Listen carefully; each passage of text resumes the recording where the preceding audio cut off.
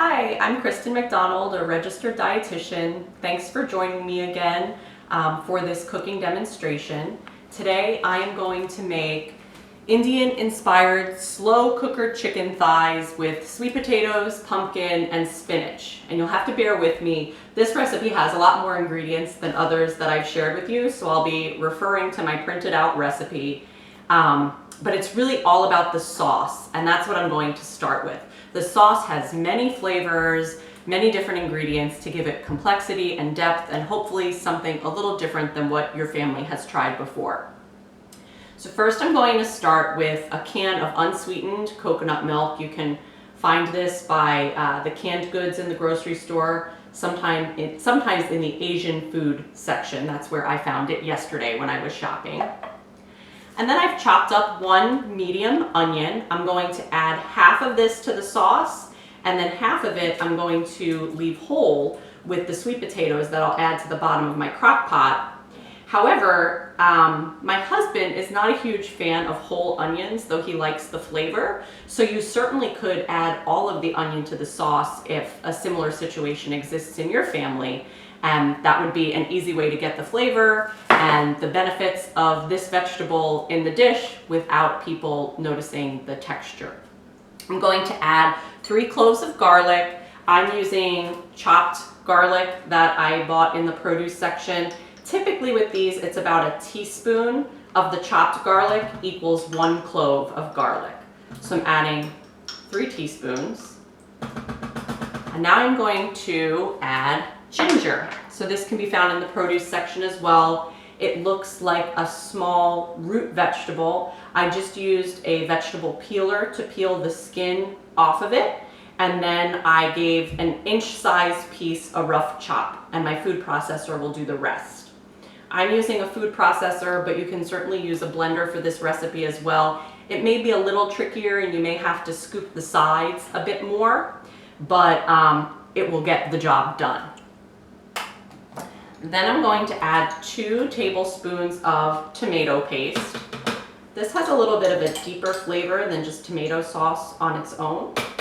I'm using a no salt added variety because jarred tomato sauces and paste can sometimes have a lot of extra sodium added that you don't need. And I like to adjust the salt to taste in this recipe. So as much as you can buy no salt added or low sodium jarred tomato products, I recommend doing that. Now I'm going to start to refer to my recipe to remind myself of the quantities. Okay, so now I'm going to add a tablespoon of honey for sweetness. You can kind of eyeball this or use your measuring spoon as well. You can see I'm not even using a measuring spoon. I'm using a spoon from my regular set of utensils, so things are a little bit estimated in this recipe, and that's okay. And if you try it one time and want to adjust anything, you can do that as well. It's not going to change the outcome of the recipe. You can adjust it to your own taste. Now I'm going to add a teaspoon of cumin, but because I put that teaspoon in my garlic, I'm going to use a half teaspoon twice. So you may be familiar with cumin. You may have this in your spice cabinet already. But this next spice I'm using is a little bit different. I'm going to do 2 teaspoons of something called Garam Masala. So this is a spice that is used frequently in Indian dishes. It's very fragrant. It uses warm spices, so I like using it with pumpkin and this time of year because it's kind of reminiscent of fall flavors that we're familiar with. And I'll read to you on the back what ingredients are in here. It's actually a spice blend. So this has cardamom, cinnamon, cloves, cumin, so you're getting a little bit more cumin, black pepper, and coriander. And I use quite a bit of this. Again, even if you are a little unfamiliar and you wanted to say, oh, I just want to use 1.5 teaspoons instead of 2 teaspoons this first go around, you certainly could do it. But I think that this is a delicious spice, and I recommend using the full amount if you like very flavorful dishes. Now I'm going to add some turmeric, 2 teaspoons of this as well. This is a mild spice. It is very yellow in color. Actually, I have about 2 teaspoons left in here, so I'm going to add all of it. Now I'm going to add salt. I put half a teaspoon to a teaspoon in the recipe because I would recommend using the half teaspoon in your sauce and then tasting your dish when it's all done to see if you need more. The last time I made this recipe, I did add another half teaspoon of salt, but I've made it in the past and not added additional salt. So again, sodium can be bad for our health if we have too much of it in our diet. So I like to limit it as much as possible in pre-processed ingredients that I'm adding to my dishes, and then also add it slowly as an ingredient. Now this is an optional ingredient if you like spice. My family does like spice, so I'm adding crushed red pepper flakes, half a teaspoon. You can certainly leave this out if you are a little bit nervous about serving your family or yourself something that's too spicy. So that is everything for the sauce. I'm going to put the top on my food processor here and just blend away on high speed until it reaches kind of a creamy consistency that you can just see.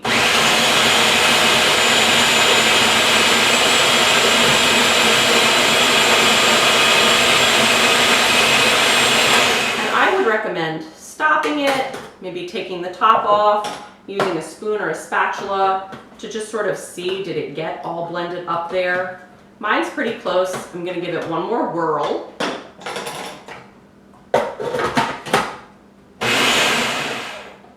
Oops.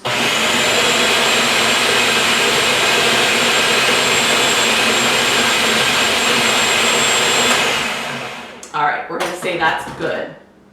So this is sweet potato that I have peeled and chopped up. I believe in my recipe I say 1 medium, 1 large, peeled and cubed. So I'm going to add that to the bottom of my slow cooker. And then if you're leaving half of the onion to add, I would add that at this time as well.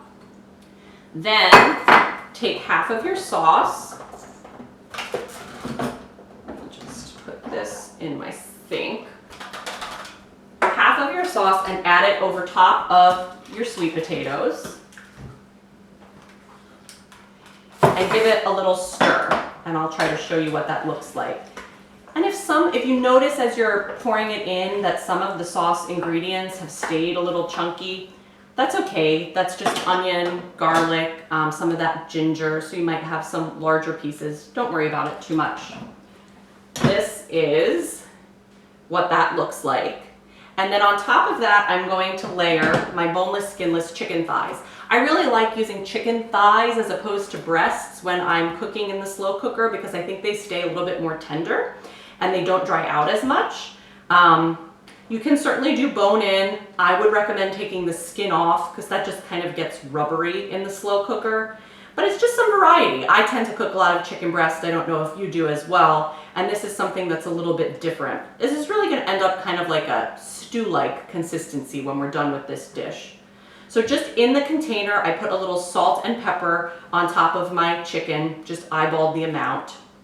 And I'm going to lay this on top of the sweet potato. And then when I'm done with that, I'm going to add the remainder of the sauce over top of the chicken and set my crock pot on high for 4 hours.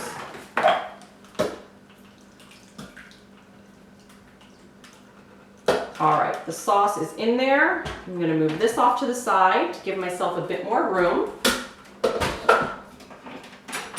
Towel. Okay, so now I'm going to talk to you a little bit about this pumpkin. I thought it would be interesting to try adding pumpkin in this recipe because we so often use pumpkin in sweet dishes this time of year, and I thought it would be nice to show you using it in a savory dish. So I bought this little guy in the produce section of the grocery store. I'm using only half in this recipe. A lot of times if your crock pot or slow cooker can accommodate it, you can adjust the amount of vegetable according to how many people you're feeding. So if you wanted to chop up the whole pumpkin and throw it in there, that probably would work out fine. I'll also tell you that I've found a number of easy recipes just doing an online search of how to make your own pumpkin puree. So you could do that with the half that you save. But just like if you've carved a jack-o'-lantern, I cut this in half. Something that helps me is to microwave it briefly for 1 to 2 minutes just to soften it a little bit and to help my knife go through that larger vegetable with a tough skin. But like when you have a jack-o'-lantern, you're gonna clean out the seeds. I've run this spoon around to help me with this. And a tip I found, because sometimes these stringy bits can get a little frustrating, is to actually use a pair of kitchen shears to get what's left at the end. I will tell you, cutting up this vegetable takes a little bit of work, but this is a part your kids may enjoy helping with. You can save the seeds and bake them like you would when you're making a jack-o'-lantern. And I don't know about your kids, but my kids love getting their hands in this stringy, gooey part of the pumpkin. So I am not going to do as good of a job as I normally would while showing this to you today. But normally I would really make sure that there's nothing left in here. And I'm pretty close.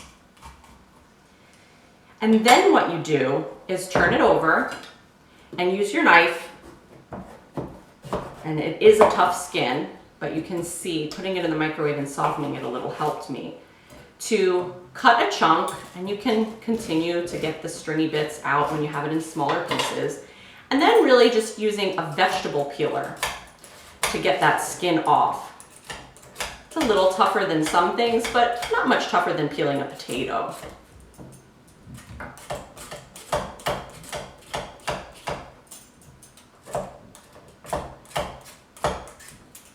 So once I get this piece done, I'll show you. I'm going to chop it very similar to how I had the sweet potato chopped. Now, something you may or may not know about vegetables is when they have a similar color skin, it actually is a sign that, or flesh, a sign that they have similar nutrients. So both sweet potatoes and pumpkins are high in vitamin A and vitamin C, among other vitamins, but those are two of the highest. They're good for your eyes and good for your immune system. And also high in potassium, which is a mineral that helps control blood pressure and has also been found to help prevent development of other chronic illnesses. Spinach is a vegetable I'll be adding at the end, and it's different in color, but it still is high in vitamin A and vitamin C. It's high in iron as well, and iron is something that a lot of children may be found to be low in. Pediatricians do check for this, and it's important for our blood health and to give us energy. I will say that you can certainly add other vegetables to this dish as well, based on what your family's preferences are. You may want to throw some peas in. Tomatoes would go really well. So feel free to experiment. But after this has cooked for a couple of hours is when I would add the pumpkin. Even though it looks really similar to the sweet potato, it's going to soften and cook faster in the slow cooker than the sweet potato. So that's why I add it in a little bit further along in the cooking process. And then at the very end, when I'm just about ready to serve this dish, I add spinach on top and just let it wilt. So this is baby spinach. You can use regular spinach or baby spinach. The baby spinach is a little bit smaller, the leaves, and a little bit more tender. So I think I hit all of my ingredients. I showed you a little bit how to deal with this pumpkin and cut it up. I taught you the timing of this recipe. So now I'll show you what it looks like when it's all finished. You cover this up while it cooks. So again, it has kind of a stew-like appearance. You can serve this over rice. You can also eat it just as is because you have some complex carbohydrates in the potato and the pumpkin. Pumpkin is also very high in fiber. I forgot to mention that, which is good for digestion. So, and you can see how beautiful that just barely wilted spinach looks. The yellow color comes from the turmeric. And it's really good.